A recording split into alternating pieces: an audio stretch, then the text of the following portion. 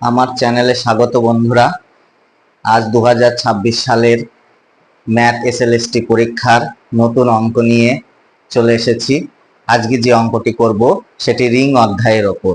প্রথমেই দেখো অঙ্কটা বলছে কি, if R be a ring such that A square equal to A for all A belong to R, then prove that two B equal to 0 for all B belong to R.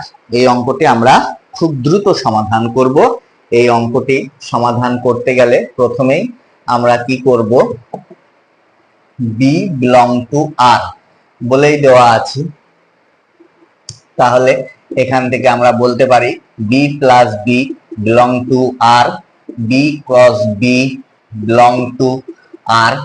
Now এখন আমরা কি লিখতে পারি, B plus B তার whole square equal to B plus B. যেহেতু A square equal to A দেওয়া আছে সেজন্য লিখতে পারি this implies that B plus B cross B plus B, B plus B, আমরা বি প্লাস বি তার whole square কে B plus B cross B plus B লিখতে পারি।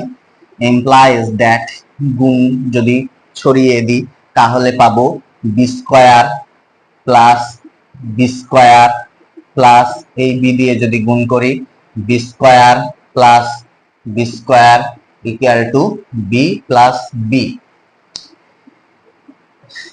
আমাদের কি বলা আছে, A square equal to A, তাহলে সেইখান থেকে আমরা বলতে পারি B square equal to B plus B square equal to B বলতে পারি, plus B square equal to B বলতে পারি, B square equal to B বলতে পারি, বি প্লাস বি।